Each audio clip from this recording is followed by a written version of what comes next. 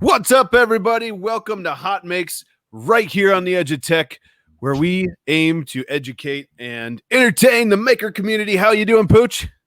I'm good. It's been a kind of a crazy day, crazy weekend. I'm not gonna lie, actually. It was a little rough. We had the power out at the house, so there was a lot of chaotic things going on. But good morning, and really pumped to dive in today. Yeah, definitely. How are you? I'm rocking. This is awesome. Another week has gone by. Last week, Sven from Clock Spring was awesome, and as many people called me out during the show and after the week, I may have fangirled a little. So if you haven't seen that, go back and check that stream out. Hard not to. And hopefully the sound is okay for everybody. So, for 1 second during the intro, it went super crazy. I'm not sure if everybody heard that or not, but on my side, I was like, wow, it got real tinny, and someone else said it was tinny. So I'm hoping this sounds good for everybody going through now. But yeah, great week. And I got I don't know where it is. I got my power supply for the CO2 laser. So I'm going to swap that out hopefully tonight, and maybe that'll fix it. I'm hoping. Fingers crossed. Done some really fun stuff with the other laser, and yeah, ready for another week. Another week of awesome making, right? Another week of awesome. Speaking of, man, do we have a show for you guys tonight? We're keeping the Aussie train rolling, right? We had Clock Spring last week, as you mentioned. We've got Mr. Mark of the Rhodes tonight. That's going to be awesome. We're talking to him. And then we got a ton of HotMakes to show as well, right? We do. I actually cut him off. I got about halfway through the weekend and cut him off because we had so many. I didn't want to bury the whole show with that because Mark is awesome. We got to see some of his cool stuff, and we're going to talk to him a little bit about pictures too. And I can't wait for that because my picture game could definitely use some work. I think all of our 3D photography, right? You know, that's yes. I think that's something that could benefit us all. Welcome. I'm seeing a lively chat crowd today. Welcome to everybody. If you're new, this is HotMakes. This is the show where we take all the stuff that you guys have tagged on social media and sent to us, and we try to put it in a little digest version and give our little opinion of what it is. So thank you to everybody who submits stuff to us. Please keep doing it. That's how we get you the awesome content that you are about to see. Yeah, someone's saying your haircut looks great. Jerry says that. Thank you. Thank you, Jerry. I appreciate that. I did it myself. This one. No, I didn't. No. Awesome. Well, don't forget also, 1 week from today is a big giveaway show. So next week, we're going to dedicate the whole show to celebrating the channel and the HotMakes and subscribers and you guys especially, because we're going to give away a bunch of stuff. 1 week from today, spread the news. After tonight, you'll probably see a bunch of I'm going to hit you harder than the presidential campaign ads going. No, I'm just joking. That's not but I don't have that kind of time or money, but I'll probably do like one post. So you know stay tuned. People want to be hit with that kind of information. It's like, hey, you get awesome free stuff. Send me that information. I need to know about that. I want to see that. You know what we should have done for the heck of it? We should have made our own presidential ads against each other. Yeah, it would have been hilarious. I wouldn't dare campaign against you, Jim. Well, no chance for me. They'd be like, that hippie can't get in the White House. No, source of all your power, man. Yeah, right. So don't forget, like I said, next Monday we're going to do the giveaway stuff, but Saturday the 31st, I believe that's Saturday, the giveaway stops. So if you have not registered, the link is in the description of the video below. If you're watching this at a future date, it is October 26, 2020, and you have till October 31st, 2020 to register, and then Monday we give a bunch of stuff away. So I'm super pumped about that, but all of that aside, I think we should bring in Mark. What do you think?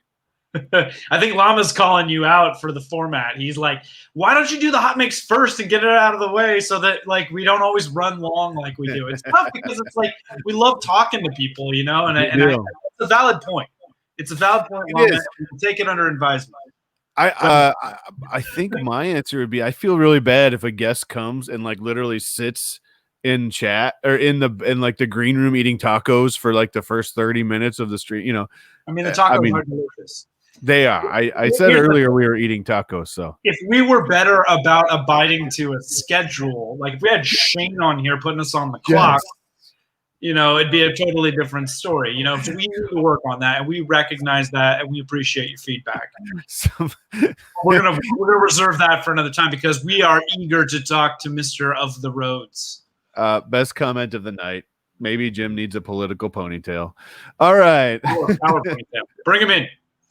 All right, let's do this. Mark, how you doing? Hey guys, how are you? We're doing great, man. Man, are there tacos in here? Because nobody told me there were tacos in the green room. Oh my! You get the taco? Go a taco. Yeah, we must have eaten them. It's your job to put the tacos in the green room. I'll be. Oh, he's gone. He's gone. Oh, it is right. Anyway, Mark, why don't you, for those of the people in the audience here that don't know who you are, well, one obviously has been under a rock, but give them the brief rundown of who Mark of the Rhodes is. Tell us about your channel, what you're trying to do. Cool. So I'm a maker based in Brisbane, Australia. I don't tend to focus on any one thing. I do model kits. I do 3D printing. I do a lot of resin printing. I do a lot of painting. But to be honest, what I like to do is solve problems. And a lot of the problems that I solve don't really need to be solved. They're really kind of nonsense problems or trivial problems. That kind of thing through clever engineering and 3D printing, I really enjoy at the moment. So that's what I've been doing. That's great. Nice. Well, we can speak to that because a while back we featured your little paint shaker, right? But a little bird told me you might have that one. There it is. There it is. Yes, that's the little one. Hold on, let me fire this thing up. Oh yes. To be fair, we featured many of Mark's things over the course of the HotMakes here. So that was one of the fan favorites, and it was just a little paint shaker that uses inverse kinematics, mathematics. Yeah. To work. It did use a bit of maths, yeah. I remember sitting in my head around how that works, man. Actually, it's just triangle trigonometry, so it doesn't seem like it is, but it's sin, cos, and tan, man. Any high school can do that. It's such a cool design, though. How did it pop into your head? Like, what made you come to that design? Yeah, so I was in my workshop shaking resin, and I'm lazy. And I'm like, there has to be a better way. Sure. That was the whole thing. And then I thought about like a roller-based system just to tumble the bottles of resin, right? And maybe do a lift while it's rolling, so it does that kind of. And I started designing that, and then I went, you know what? Let's see what other people have designed. And I jumped on like Google image search and just searched mixers. And I came across an inverse kinematic mixer that was very similar to this, but not quite the same. And I thought, I wonder if it's made out of steel and massive bearings and things like that. I thought, what if I could 3D print that? So I grabbed that kind of concept, which is basically just the two arms counter-rotating with a barrel in the middle, which was invented by a mathematician in the 50s, right? So it's well out of patent. Anyone can do it. And tried to make it a 3D print. And I have a big crate of failed prints. It's big. Because, like I said, the maths is down to the millimeter, and if you get it wrong, the machine jams up. Yeah. So the clearances for that kind of design and the tolerance of the print is pretty critical, then, huh? Yeah, it really is.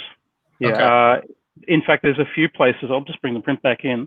So the tolerance is around this part here. This is just like a 3D printed bearing, effectively. Yeah. Right, or a bushing, I guess you'd call it. Yeah. With a little press fit clip in it, which you can just see the green is the clip, the black bit's the cylinder of the bearing. That has a tolerance of about 1 millimeter. That's fine. This one up here, though, that's got a tolerance of about 0.1 millimeter. And the actual distance between these two posts here, if that's off by more than about 0.5 millimeter, the thing doesn't spin. Wow. It just won't work. It's that tight. Interesting. Yeah. So that's an interesting testament. Then what machine did you print those parts on then? This is printed on a Prusa, or is it Prusa? I'm never sure how to pronounce it. Mark 3S. Okay. And so obviously having your printer dialed in is key for this. And now, is this something? This is a product you're actually selling now, right? It is. So this is up on my Etsy store, and it's about 60 Australian dollars or pesos or quatloos, whatever you want to call them. It's worth about 40 US. That does include shipping. Sorry. I've sold a bunch of these now, and I wouldn't buy one though. Like, I know I'm talking myself out of a sale, but I wouldn't buy one because the V2 will be coming soon, and the V2 works off USB power instead of 12 volt, which this one does. Oh, crazy. Yeah. So you can probably see the little USB module I've been testing dangling in there. You know, it's interesting, as somebody that does some product development myself. It's really hard not to fall into the whole shiny object syndrome of just constantly wanting to, improve upon it. But then, at some point you got to release, right? And so finding that right flow. But 3D printing allows us the benefit of continual improvement and trying to, get stuff. And I'm with you. It's like, I want everybody to have the latest and greatest. The last thing I want is somebody to email me and like, man, I just bought that and you just released the brand new one. And why didn't you tell us? And it's like, yeah, but I've got an inventory I've got to sell through. And, so it's like, there's a fine line, right, to that process. Yeah. Anyway. But that's so true. I've been finding it hard not to keep continually incrementing it. And so what I've done is, for the first 10 that I've sold, and I only sold 10 so far, I've kept it exactly the same. Even though I've got improvements lined up, I haven't released them into that version.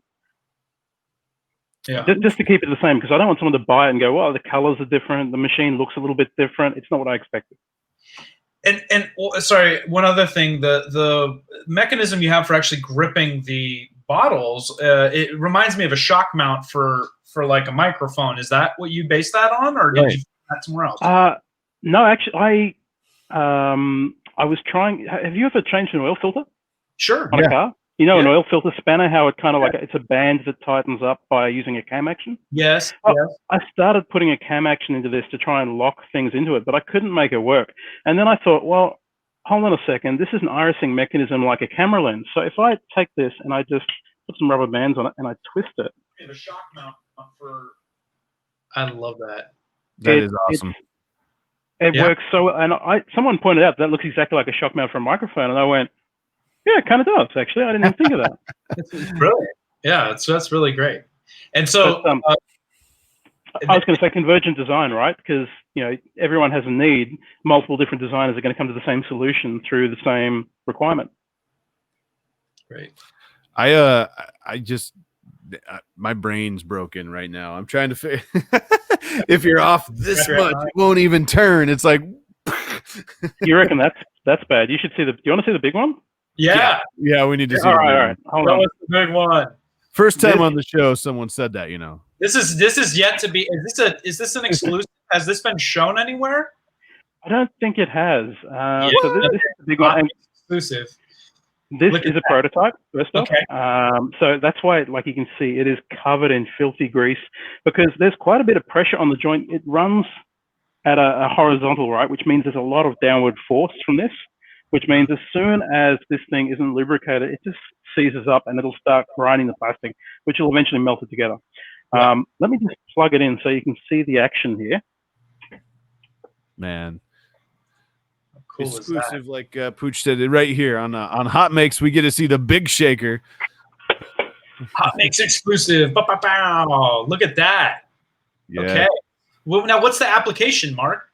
Well, I'm really lazy, right? So I wanted to shake resin bottles. I'm going to pull it so it doesn't make noise. I really wanted to shake resin bottles so that I wouldn't have to do it in the workshop. I know it only takes like 30 seconds, but I'm so lazy and I like trying to solve things like that. That's a problem that doesn't really need to be solved. Nice. You know what? It is, and you'll get a nice even shake. You put it in there, you're ready to go. It's a paint shaker. Okay, so it's a resin shaker. And then have you done anything else with it? Yes. So all right, I had a bit of an experiment. I've been talking with Chris Russell about this too, which is I do a lot of painting of resin miniatures, right? And I've got, you got his shirt on. There we go. So I do a lot of painting of resin miniatures. So I print them on my Peopoly Moai and my Peopoly Phenom. Now, these are exceptional printers, but even so, they still have imperceptible layer lines. Right? Well, they're perceptible, sorry. If they were imperceptible, it wouldn't be an issue. But those layer lines, when I'm painting them, I can see them very clearly. And I thought, how can I possibly get rid of these layer lines? So I thought maybe I could put a rock tumbling application to try and remove layer lines. So fill a vessel with some kind of aggregate like quartz sand or something like that. Fill it with water as a lubricating agent. Put in a print, just a little print like, say, this one here. I just dunk it straight in. Put it in there. Put it in here and leave it for like 24 hours and see if it takes away the layer lines. Because applications like this are used for removing rust from seized bolts and nuts and things like that. They're used for tumbling rocks. Well, why not tumble a 3D print?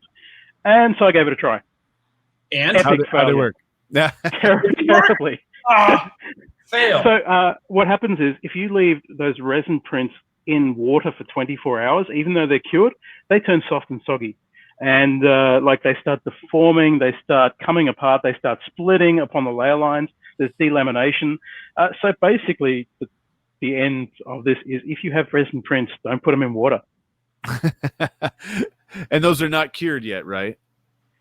Oh, they were cured, actually. Oh, they were cured. Yeah. Oh. Yeah. Even though it's cross-linked, the polymers have cross-linked really well. The water will just kill it. It just won't work. Interesting.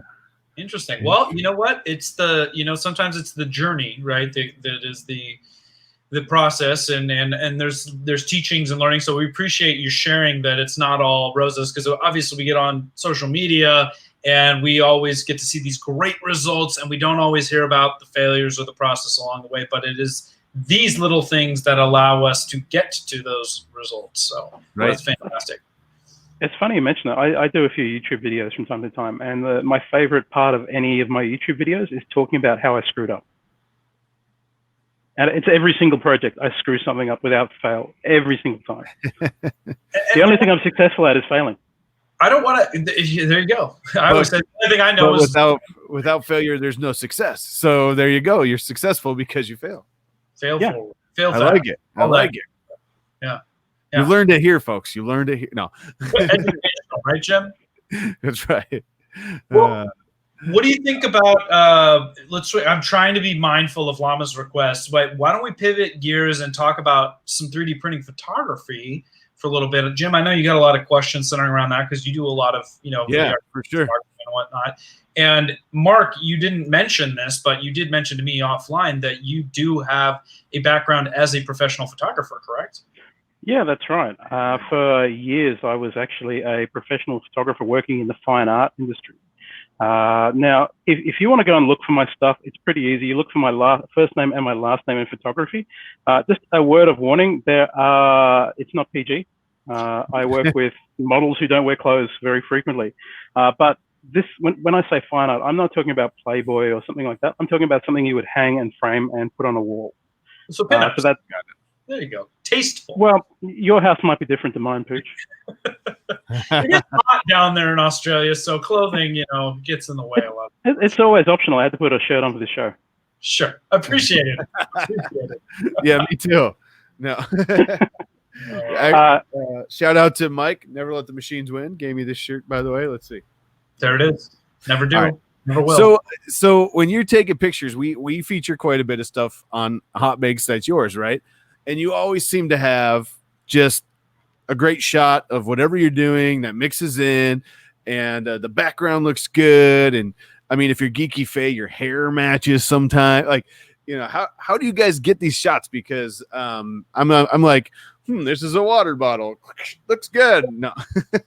Okay. Well, I can share a few hacks. So there's a lot of stuff that goes into a good photograph, but the first of which is the two easiest ways to get a good shot for your products, or let's call it products because that kind of works well, is to either use a photo box.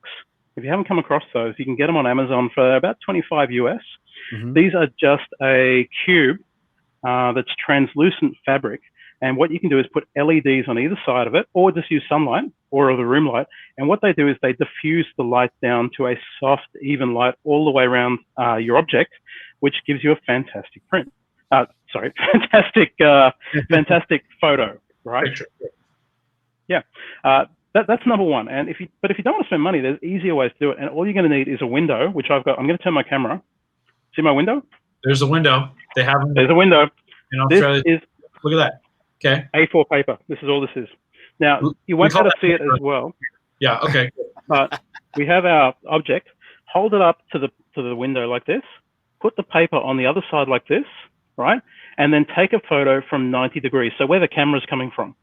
Okay. Right. And you're going to get beautiful, soft, even light across this print, which will give you a fantastic photo. Now, a great example of this is if you've seen Graphit or Graphitomi on Twitter, he always takes amazing photos. And the reason why is he understands light.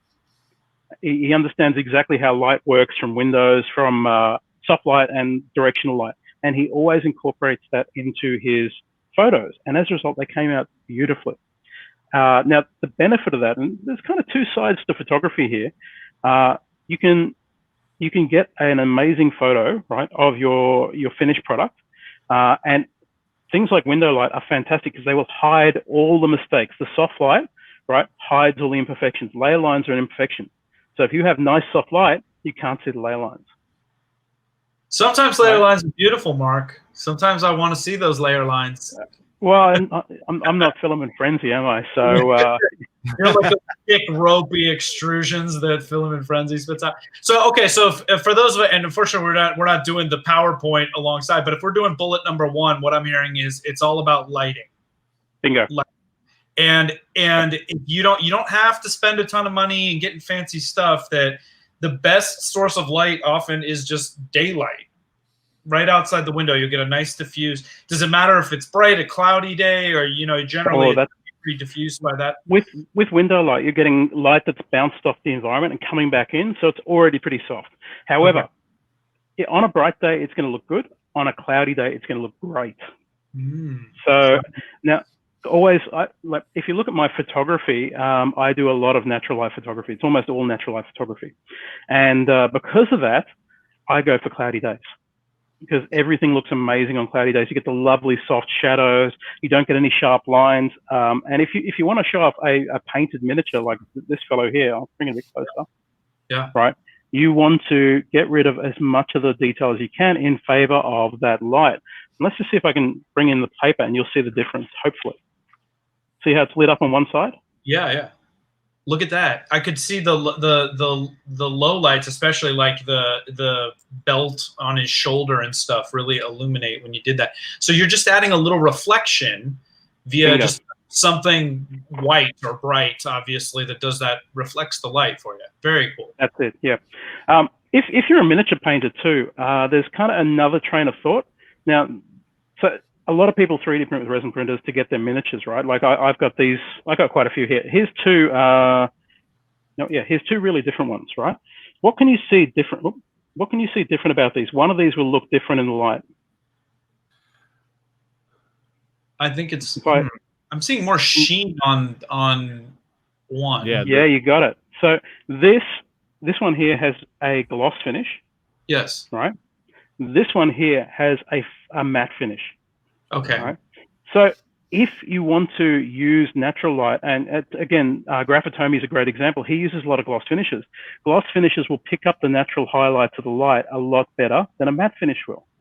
Right. So if you want to incorporate, let's say you've got skin tones, and you want to make the skin tones look even better, right? The way you can photograph them is against that light. So with this guy here, you can see how all the highlights have been picked up from the window. And if I bring my paper back in again. Yeah. That's so dramatic. Wow. And it's crazy because I think your webcam is probably adjusting its white balance and stuff as a result as well. But it's very significant. You can actually see what it's doing for that far side of the print, especially. Very. That's it, yeah. And so this obviously has applications well beyond just still photography for web streaming, for videography, all of that stuff. It's all in the lighting. And you see all these people with like fancy equipment and, diffusers and all that stuff. But you don't necessarily need all that. I guess if you're doing it at night, you're going to need stuff. So, what's the best bang for your buck if you're trying to do stuff and you don't necessarily have the sunlight? Sure. So I would recommend jumping on Amazon because there's a series, and I'm trying to remember the name of it, and it's going to come to me in a minute. There's a series of products that sell through Amazon. Okay. They sell lights, they sell tripod adapters, they sell everything. I bought 2 of their lights, and it cost me less than $200. And these are big studio LED panels. Sure. And they're fantastic. I can't recommend them enough. They're the ones I would recommend if you're going to look to try and get into something. Okay. If you give me 1 sec, I'll just look it up quickly. Sorry, I hate to. Sure. Oh, you're good. Are you talking about Newer? Yeah, that's it. I have That's it. one. Yeah, I run the Newer lights as well, and I really like them. They're very good. And at this point, there you go. That's them. At this point, it really doesn't matter what you've got because the quality of LED lights is the manufacturing's just too good. You can't go wrong with them. There we go. That's exactly what I've got too. There you go. Yep. So if you want to buy 2 of those and use those to illuminate your products, you've got kind of 2 options or maybe 3 options. Option number 1 is if this is your model here, put 1 light here at 45 degrees in front off to the side. So like at 2 o'clock and one at 10 o'clock and just have them come in like that. That'll work pretty well. But you'll notice the light's quite directional, right? Even though these are big panels, the light's quite directional. So if that's going to happen, you might notice it's a bit harsh and you'll start seeing a lot of artifacts you don't want to see. Right. If that's the case, put like a piece, like a silk scarf over them, right? And that'll help diffuse the light and make it a lot better. The other option you can do is put them at, instead of putting them at 10 and 2, put them at 3 and 9 o'clock. So right? Have them coming in from the sides. Okay. Yeah.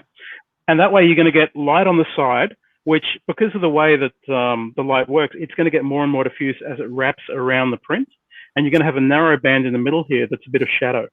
And that'll make things look pretty good. That's how in my videos, that's how I shoot almost all of them, with light at 3 and 6, just for the reveal shot in my videos. Great. Nice. Great. So any other tips, or we're going to try to jump into some HotMakes in a couple minutes here, but sure. Any other things that you would say are on the short list that you would recommend for your hacks? Yeah, consider your background. So a great example is right now behind me. See the background's going from white to this horrible pink on the walls? Yeah. It's not my fault. I'm sorry. I'm moving out of here like next week. The line is bisecting my head right now, right? Yeah. See how it's right through the middle of my head.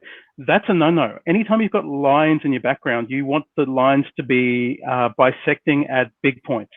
So never have your background, for instance, if I have this one here, and I've got a background, which is a piece of paper, never have it at the neck. Never have it in the middle of the torso. Try and have the lines, sorry, that's a house plan. Try and have the lines at the base, like this, so that way you don't have any interruption to the thing. Because what happens is, and this is the same for photography, if you have the lines bisecting at the neck, right, it's distracting. Yeah. And it makes the neck look longer than it actually is. See how it looks really long right now? Interesting. Right. Put that there, doesn't look as long. That's neat. That's something I never considered before. I never thought of that either. And I wouldn't necessarily move out of a house just because you painted your walls pink. I mean, you can paint it back. Well, the good news there is I'm moving back to my old house. It's a personal thing, but the short of it is I'm going back to my old workshop, so I can't wait. I'm going to have this massive space again, and do all the work that I've been doing. And I haven't really been able to do that here for the last year. Nice. Well, I hope we get some good videos of that and get to see your process along the way and share some of the fails too, Mark, because we like it. Definitely. We like seeing it. Well, this is awesome. Do you want to hang out while we kind of look at some of the stuff people have submitted and chime in with your thoughts? As long as you include my reaction video. Absolutely. Really quick before we do that, though, do you have any videos or have you done any deeper dives, or are there other resources on the photography topic that you'd recommend that we might link to? Yeah. To be honest, jump onto YouTube and type in product photography tips, and you're going to get hundreds of things that are really helpful. Look for anything with a large follower count, because with photography, it tends to be very polarizing. If people agree with it and it works for them, they'll get followers very quickly. Anything over 100,000 followers is probably good advice. Okay, so no specific individuals that are jumping out at you, but let the numbers be your guide, huh? Well, I'm 100% self-taught, so I didn't go to school for photography. I didn't I had a mentor for a while, but he wasn't very good. But most of these tips I've picked up through the years through observation myself of what works and what doesn't. Gotcha. So I can't give you look at this guy. Fair enough. Fair enough. I'm gonna have to get like anti-reflective glasses, so because I get the lights, over here ish, and then the screen in front of me, and it's like, whoa, look, You have a seam right at your neck that's making. I do right here. All the things you just said completely blew that up in my room. Really hard lighting, yeah.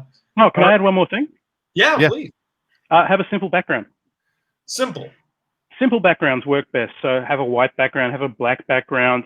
What works really well and is to have something like a textured background, like a brick wall or a wood background. Like that's what I've got in my studio, with a wood or a white bench in the front. So flat being white or wood, back being white or black, and just photograph against that. And what you might want to do is even elevate it up so it's off the ground with like, I don't know, a little pedestal or something like that. So that if there's a line, it goes through the pedestal rather than the figurine. Very clever. That's good. Man. I've seen people do, so if you don't have the money to say buy a nice photo box or something like that, I've seen people just use like sheets of paper and apply interesting techniques where it's almost like you don't even have a seam, where they kind of do a drape that rolls. Have you ever done that?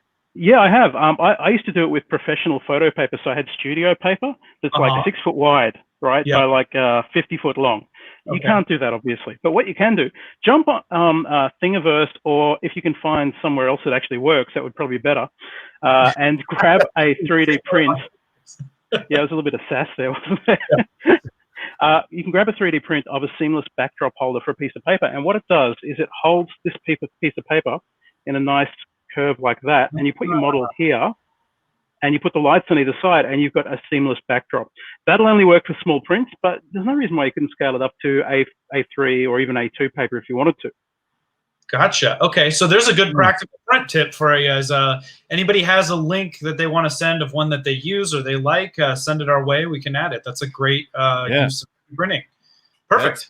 That is awesome. And you are fulfilling the educating part of the show. I love it. Yeah.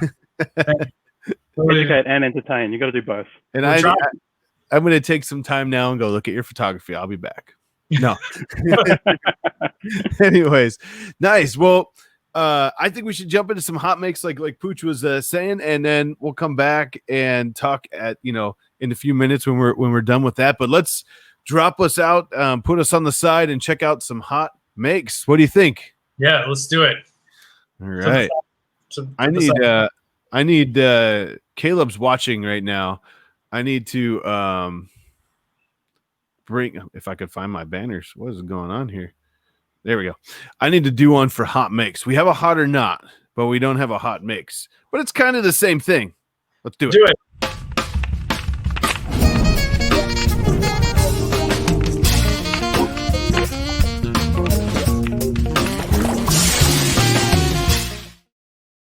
Our first one comes to us from someone we know. There it is. He's leading off today. So you make your own silicone mat. I have to know how you did this. Okay, very easy. I printed out a negative on my Prusa Mark III's, and then all I did was without even taking it off the build plate, I took it out to my workshop and I poured silicone into it. That's it. That's the whole process. Beautiful. Huh. Who did that? Did you do that that logo, that stamp?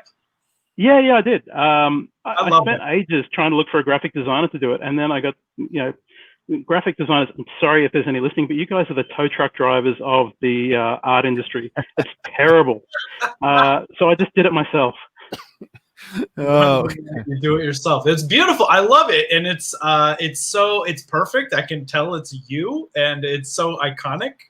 And we were actually talking about trying to get one for Jim together like last week, and so I just love how you just identified your features. You got your spiky hair, you got your glasses. Everybody knows it's you. It's perfect.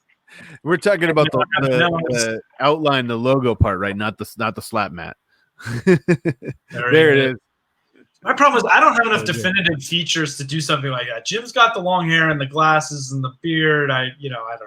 Any number of people could just have. This is like it depends if it's here or not. If Lindsay has it her way, it's not ever. But then I get lazy. I just think the long flowing locks with the glasses could be yours. But I love it, Mark. Nice work there. Hot. Thank you very much. There'll be a video soon. Awesome. Great. So do you hear that? You heard it from Mark. Grab your build plate, throw some resin on it, and see what happens. Some silicone. Don't resin. Don't resin on your build plate. All right, then. On to the next one. Let's see. What else do we got here? Oh man, this whole thing was pretty awesome. So this one is basically using magic mirrors to make right here. Your lab is the bridge. I need a little endless mirror with a Jeffries tube, right? So he starts by like the design and the CAD, and then he prints some stuff. And he's coming together. And then it's really coming together. And when we get down to it. What a neat concept. Mark, had you seen this? Had you seen this before? I have. It's brilliant, isn't it? Are you a Next Generation fan or a Star Trek, fan in general? No, I'm a Star Wars man. Sorry, dude. Oh yeah, well, I don't pick. I like both, but I was a big fan of the Next Generation back in the day, and so I love seeing this. I love it. I didn't even know that was TNG. There you go. That's awesome. Well, it's been in that.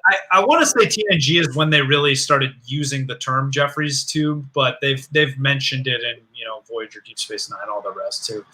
It's become Star Trek canon at this point. I think I need one. That's all I'm saying. Just a nice showpiece, Jim. Yeah, yeah. Really cool.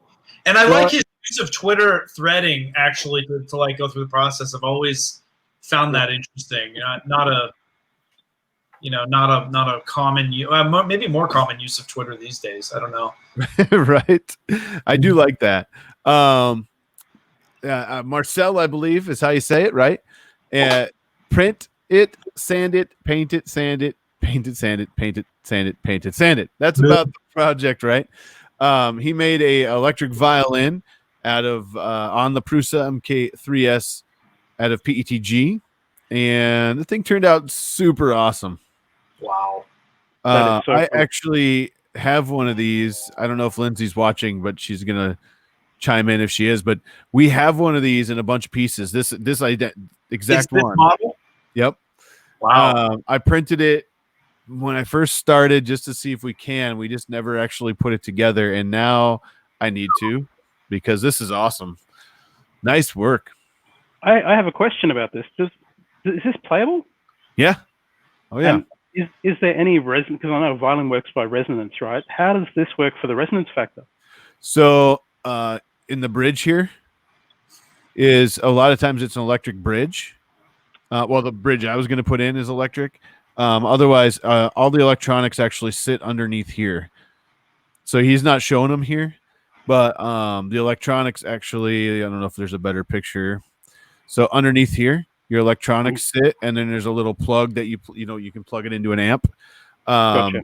If you didn't have those electronics, if you didn't have it plugged in, you could hear it, but not very loud. So my wife has an electric 5-string, like a big Yamaha, and if she's on stage and the amp isn't on or the sound guy doesn't have her mix in, she can't hear herself at all. There's no. So then in that case, resonance doesn't really play a factor with it. Doesn't matter, right? Yeah, the pickups to do exactly. The work. So that's kind of the bridge, and I'm not sure. I'm assuming that's what they did, but the bridge we were going to use is like a pickup bridge. Basically, it had a little mic in it and stuff like that. It's pretty cool. Marcel's in the chat. Nice work, Marcel. We really appreciate you sharing this. This is really great. Nice work, not me. Good photography too. Good photography. Yes. Yeah, look at that. Hey, there's a line going. No, I'm just playing. Yeah. All right. Next. Oh, Matt's in the chat. I seen him earlier. He texted me earlier during the show, and I was looking something up real quick, and he's like, don't look so interested, or it's like I'm typing. But Matt is our resident crazy maker. He actually, if you were watching last week, he sent me the Star-Lord full outfit, and complete that was awesome. Blasters. Yeah, complete with the blasters. Yeah, but so this is a Ecto 1 that he's doing, and he's getting quite far on it now. I know he's having a lot of fun with that Bondo and paint. Talk about paint it and sand it and sand it and sand it and sand it and sand it. And by the way, Marcel's like, yeah, different Marcel. Wait. Are you kidding me? Did he have the same last name or different Marcel? Or maybe he takes no credit for the print, just the name. My apologies, Marcel. But yeah, he's working on this Ecto, and this thing is a monster. I don't think he has a picture, so I think the next one is actually it too. And he's got some primer on it, a lot of prep to do, but that thing is huge. If you see it up next to him, it's huge. Look at the spray cans in the background. That's massive.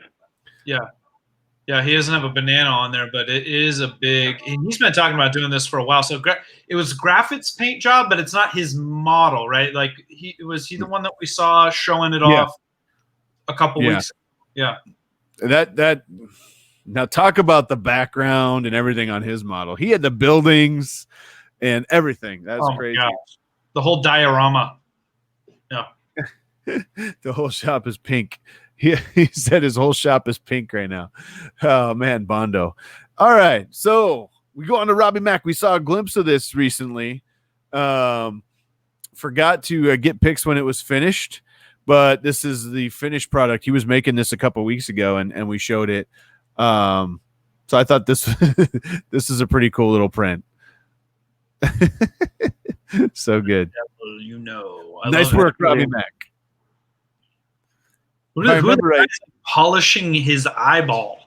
What is that all about? There's probably some story behind this character that I'm not aware of. Right. Is that illuminated? Is that a LED source in the middle? Sure looks like it. Yeah. Down here? Yeah. Yeah. So it is like that, illuminated. Brilliant. Or maybe this is the real picture that he took it from. This must be the picture that he got it from. Beautiful. But I think he's in the chat. I believe, if I remember right, he made it for somebody. He was making it for somebody for like a D&D game or something. All right. Next. So I saw this, and it's not Steph. It's not Steph, and she's doing resin dye. Does she know she has a Black magic dye, purple pink color shifting. I was like, wait a minute, this is another one, and then I realized it's not Steph. Check this out. That's 20-sided, by the way. Mark, have you ever done any of this cast resin?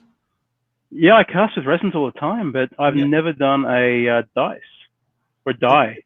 Oh man, that is brilliant. That's beautiful. That's amazing. Sick. And we feature Steph stuff all the time, but I've never seen. I just followed her now, Sasha. Right? Commissions closed to master dice maker. So we're gonna have to start checking her stuff out, because I mean, this is phenomenal. I would love to have a show with Steph and her on, so they could just like educate us all about this process. Well, the die mongers, I don't know what the proper dice crafter, dice, diehards. The diehards. Thank you. I love it. But 20-sided. That's sick. Yeah. Nice work. This one here was the I forgot. I don't know if we should play this or not. Someone took a mini. We're gonna get banned. We're gonna get a ding. What's the worst that can happen? It's not the WWE, right? It's not the damn WWE. So you got it. This is a belted Prusa mini. Look at that, Mark. You just picked up 2 minis, right? Man, that is so cool. Yeah, I got 2 minis. I'm not going to do that to it though. Come on.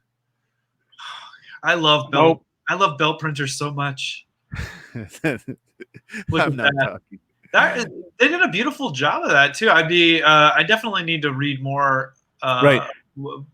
on this But whole thing. This isn't going to be like a mill though, is it? Because it's not at a 45-degree angle, so it's only No. going to be at a. Oh, so this is more like we saw with wow, I just lost the name of the guys that were at Earth last year. Oh, auto drop. Auto drop. There we go. So it prints it, and in this case, there's a belt, right, that shifts and drops it, and then puts your build surface back.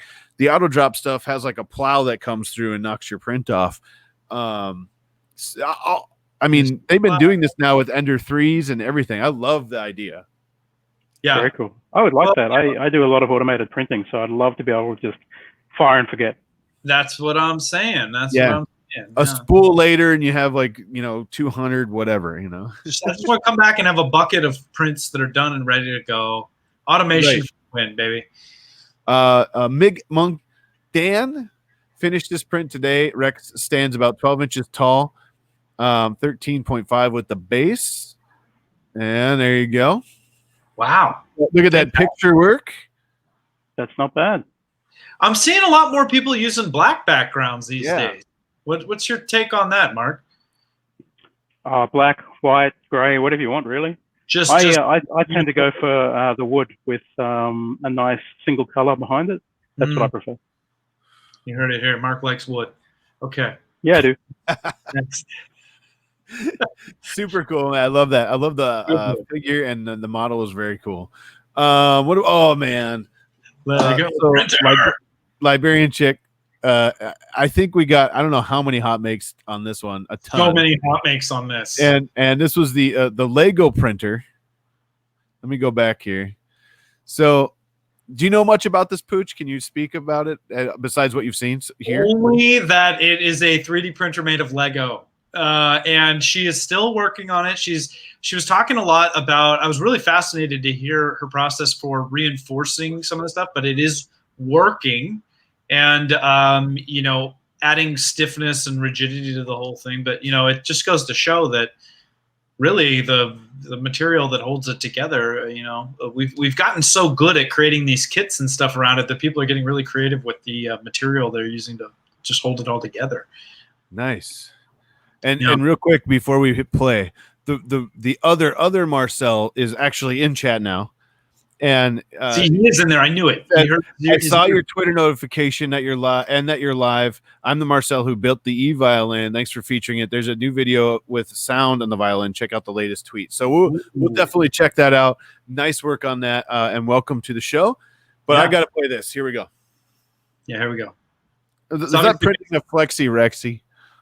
It is phenomenal, and it's obviously based on the i3 style. Right. Design, the tried and true, and it's just great. I love it. I hear you can easily get parts. You can easily get parts. Who among us? Any color you want. We'd be hard pressed. Look at my living room floor. This crowd that is not a Lego fan, right, or didn't come up on. Lego I love it. Yeah.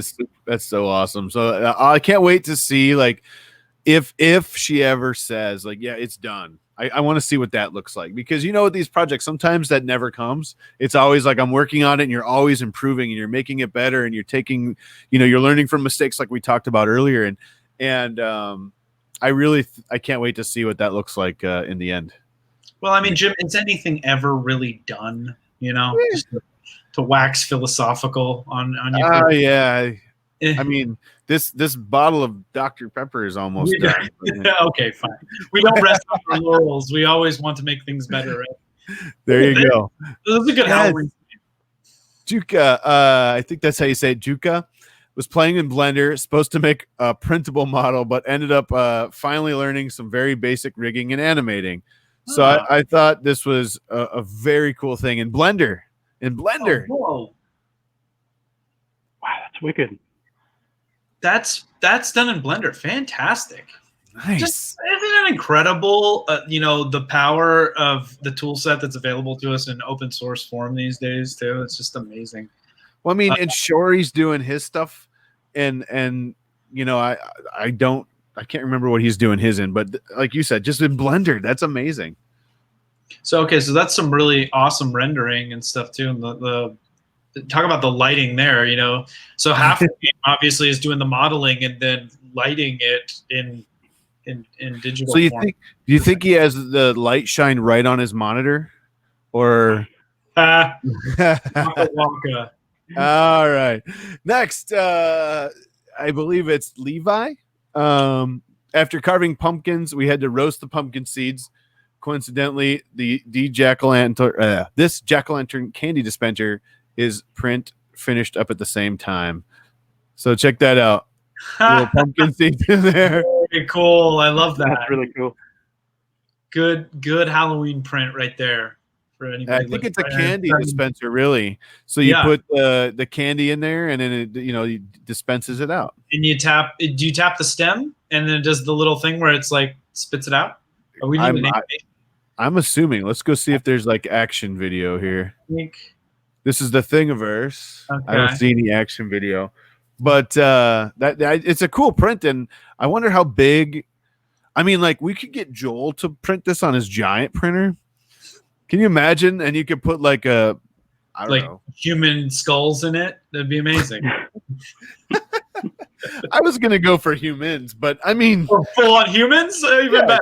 Throw them in there, and then someone comes along and like pushes it down, and you come flying out. Sure. It's a slide. All right. And Mark, this is where we derail the show. No, I hadn't noticed. We got 52 minutes in this time, at least. Oh, we're good. Yeah, right. I love it. All right. So it looks like this is Dracula's castle, modeled from a Castlevania video game. Oh, love there you go. And this looks like half, or maybe it's one out of two tweets. It must be that. But let's go look here. For half Halloween, which happens on what, the 15th and a half? Oh, maybe that's what it was. No, geez. I don't know. Man, those filaments go so well together, don't they? Yeah. He's got it on a base. He knew about the photography trick. He put it on his own base there. What is that purple base though? Look at that. I think that's part of the print here. Right. That filament, he doesn't say right here, but man, that looks good. Yeah, there we go. Here's the second half. There we go. Yeah. He's using his light sources for sure. Oh wow, it looks like he was trying to cast some harsh shadow on it. Well, anytime you can see the layer lines, it means there's pretty harsh lighting generally. Yeah, you can see that's a big time torture test right there on top of that whatever that tower was, where the stringing is. Oh, up here? Yeah. Yeah. But, sure. Not to criticize the print. Obviously, it's just incredible. I love it. That is very good job. Brilliant. Nice work. Nice work. All right, what do we got? Only about 75 more. We're gonna get through them. Now, 7 more tabs. A friend Sam over at 3D Printing Revolution. Put this out in Mesh Mixer as well. He wanted to know if we wanted to do a live stream about this, and I'm all in for that. So there's the person, right? Man, that print's amazing. You can't even see the layer lines. Yeah, yeah, I know. It's so lifelike. I think they used human hair for a mustache. So let me go this way. So this is a mesh that he was, creating from the scan of that person and fixing it up.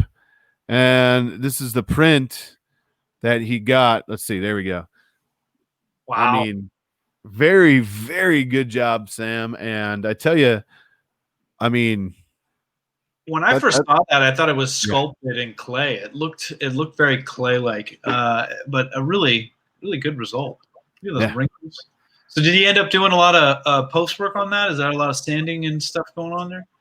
We'll have to ask him. I'm not sure, to be honest with you. I mean, it does look like he painted, and he's using that soft light, so we can't see the layer lines. Now that we know that. So if I use soft light on myself, no. Yeah, you will look better. Do I get skinny? Better. You would look You look pretty good right now, but I think you could look better. Oh, thank you so much. You hear that, everybody? How many lights can we put on him, Mark, exactly to just make it work? Wait, do you hear that, everybody? I could look I look good, but I We- could look better. We can all look better. That's how come the makeup industry and the photography industry are thriving. I'm just gonna turn out. Always have a job security for the makeup industry. Right. Yeah. All right. Chrissy Fabrications. Chris, one of my favorite uses of 3D printing is making custom mountings for electronics projects. Great. And I love it. We love practical prints here. Yep. Pooch loves modular. Anything modular. I do love modular. I love boot printing. I love all kinds of great stuff. But I love he's got his own built-in risers here for his PCBs, I'm assuming, and makes him even some snap fitting. I can't. We'll have to find out exactly. Let's see if he showed it, what it was used for. It doesn't look like it, but this is one of the large ones. 9 different components laid out, he says. So that's pretty awesome. I am not good at designing my own stuff, so I've done like a box. You got to start somewhere. I love it. Yeah, nice work, Chris. Nice work. It's brilliant. Mike, in which I'm wearing his shirt right now. Clock Spring, thanks for making great models. He was looking forward to seeing him on the Edge of Tech, which we saw last week. But this was his print last week for Clock Spring. I love it. Great. I love it. You can just print whatever you need for your caddy, and I love his mix of practical and fidget. It's like half practical print, half fidget spinner, half just mechanical brilliance. And I love it. Right. Throw your pens in there, store your SD cards, and then why not throw a gear and some other stuff on there too. Yeah. Does that gear thing connect multiple modules together? Correct. Yeah. So you can use these to connect a bunch in. So you print these separate. That's cool. I mean, we could have talked to Clock Spring probably like two or three times longer than we did to. Just like I love getting into the mental process of people, how they come up with these great, fun and interesting mechanical designs that add interest and practicality. And it's a fantastic showpiece. I love showing people these types of prints because it's a really aha piece for anybody that's new to 3D printing. It's like, you couldn't make this using traditional methods because it is actually added as you're going. So the hinge mechanism, the gear trains a lot of times, and people see it and get it, and it's awesome. Right. I agree. I love it. Oh, this was mine. Who put that in there? Someone tagged. I was surprised. Who put that in there? No, someone tagged my picture. I was doing this. I think this is. I can't remember if I cleared this or not. I must have. There was a little contest, and I did this on the laser with that scratch paper, and it's right here. You can't really see it with this now, but you need better lighting on that, Jim. Oh, good. Yeah, I'm gonna crank her up in here. Anyways, but it was fun. Check out any of my socials, and you can see that picture up close, along with the description and the link in the description. If I could talk, I don't know what's happening. Below, you can go to a Google Doc and see everything that was featured tonight. So, werewolf blinking eyelids using servos, added lights as well, and can be turned on and off separately. You ready? I'm ready. I love animatronics. Oh, geez. Ugh. Does the wolf have braces? No, it's a snarl. So it lifts up the gums so you can see it snarl. I've been following this project for a while. It's incredible. This is still in progress. I see. Oh, that's phenomenal. Now that you say that, He's going to skin this whole thing. You got to look at the feet that she's done as well. Willow's amazing, but the feet are incredible too. Yeah. Wow. Look at the way those eyes glow. Like, what did she actually for the eyeballs? Are those like a resin cast, or what are they? What's the material? The way they reflect. Maybe they're glass eyes. It looks like. I mean, getting glass or resin. Wow. I think we found someone we need to find out. We need to dive into this one deeper. That's amazing. Hey, John's with us. Haven't seen you for a while, buddy. Thanks for the $5 for the channel. Hey, thank you. Yeah, thank you so much. Welcome. And it's incredible. That's what we're trying to tell you guys. Yeah. Wow. I don't know why nobody believes us. Next, Jordan, Mad Monkey. Dude, this was awesome. 56 hours over 1,200 splices. And did you see the model, Mark? You see, because Tom Filament Frenzy did a version of it as well.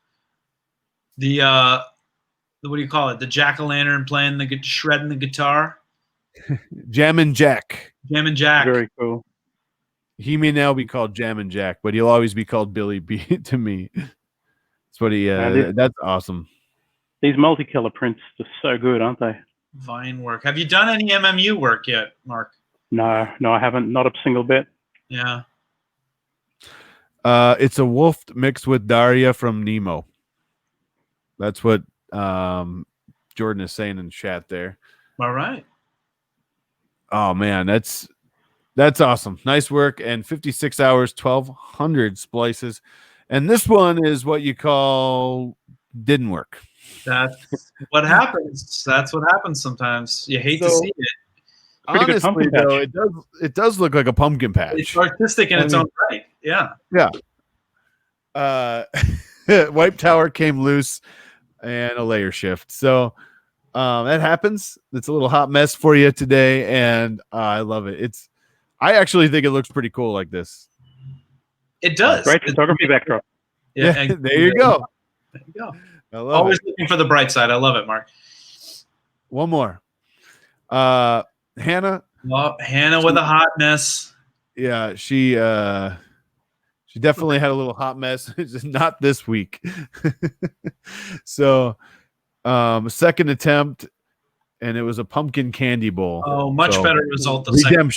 Redemption, right? You are redeemed, Hannah. That's awesome.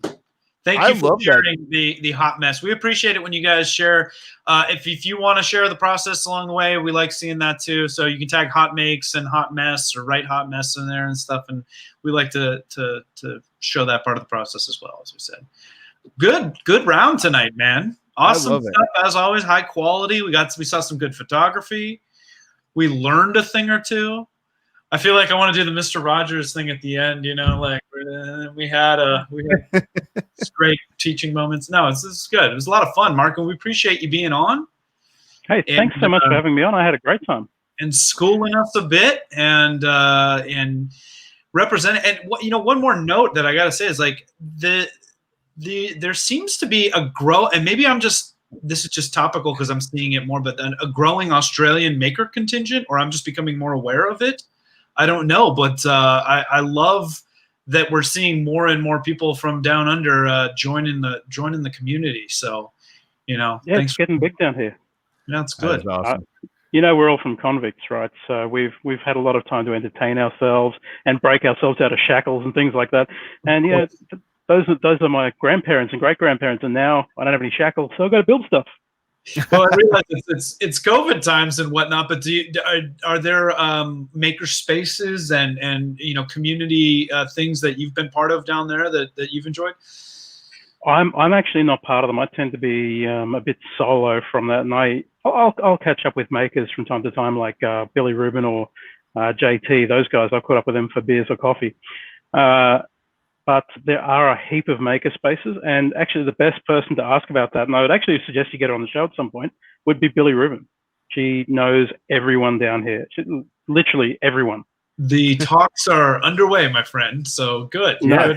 Good endorsement. We look forward to having Billy on. She has a new talk show, interview show, podcast kind of thing out now too. So we're definitely looking to bring her in, and she can talk about that because that's kind of what we do as well, and along with making. So that's pretty cool. And I think one of the cool things about someone like you said you're kind of a loner, right?